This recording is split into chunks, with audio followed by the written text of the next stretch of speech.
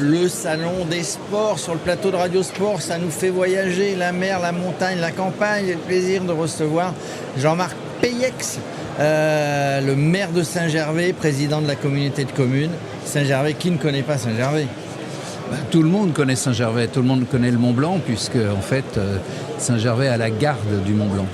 Alors, à la garde du Mont-Blanc, Saint-Gervais, et pour vous, maire, hein, donc aujourd'hui, ça change un peu d'avant. On n'a pas de la neige tout le temps, il y a parfois des mauvaises années. Station d'hiver, station d'été. Station toute l'année, c'est-à-dire que ça fait 20 ans que nous, on a joué la carte de la diversification. Alors qui est basé sur la nature et bien évidemment avec le ski l'hiver, avec l'alpinisme l'été, mais aussi toute l'année avec des balades en forêt, avec plein de choses à faire, du sport comme du tennis, piscine, tout ce qu'on peut imaginer.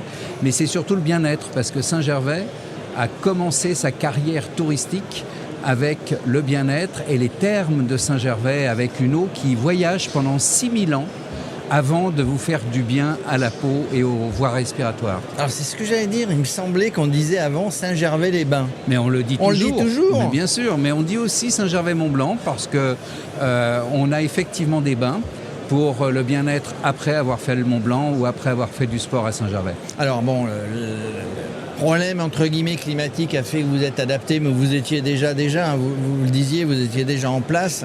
On a évidemment, saison la neige, saison blanche, saison l'été. On a plus de gens quand même encore, mais ça a tendance à s'équilibrer l'hiver. Oui, on a à peu près 60% de fréquentation l'hiver et 40% l'été. Sans compter les nuitées qu'on a au printemps et à l'automne. Ça, c'est 1 million de nuitées à Saint-Gervais réparties 60-40. Mais en fait, on a du monde toute l'année. Pourquoi ? Parce que toute la politique, elle a été faite autour de la population. Il ne peut pas y avoir une station et il ne peut pas y avoir un accueil de touristes ou de résidents secondaires s'il n'y a pas de vie. Il faut qu'il y ait des boulangeries, une boucherie. Il faut qu'il y ait du commerce, l'économie doit bouger. Voilà, du bistrot et des restaurants, des terrasses. Il faut plein de choses pour que la vie, justement, soit ce que l'on offre à nos visiteurs. En gros, on ne s'embête jamais. Vous êtes aussi vice-président, j'étais un peu vite. Oui. Vice-président du Martial nous en voudrait, vice-président du conseil départemental.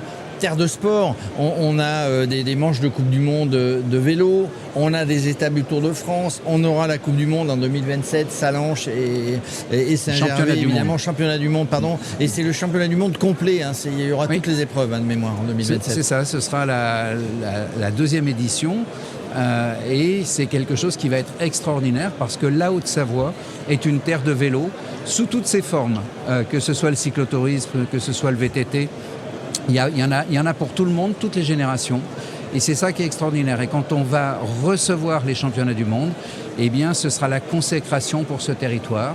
Mais on ne transforme pas le territoire parce qu'on a un championnat du monde ou une Coupe du Monde.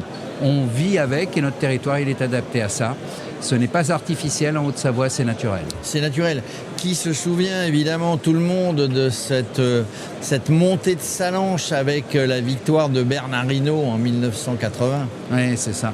On s'en rappelle, hein. Et puis toutes les étapes du Tour de France, il y a 2-3 ans, on est resté à peu près 4 jours sur Saint-Gervais parce que y compris une journée de repos, je crois, mais parce que c'est une terre de vélo.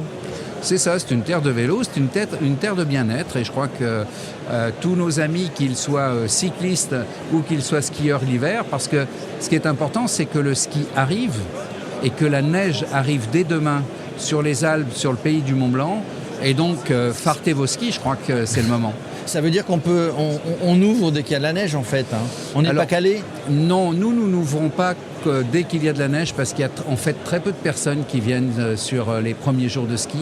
La vraie saison, elle commence mi-décembre et je crois qu'il faut laisser aux stations d'altitude justement cette clientèle de première neige. Parce que les stations comme Saint-Gervais de moyenne altitude, nous, notre domaine skiable va jusqu'à 2500 mètres, on attend effectivement d'avoir cette clientèle familiale qui est la nôtre et on laisse les grands sportifs aller dans les grandes stations que notre pays a et que nous avons dans les Alpes. Et toute la famille, hein, c'est une station familiale, Saint-Gervais-les-Bains. Toute la famille va trouver à s'occuper qu'on skie ou qu'on ne skie pas pendant la saison blanche.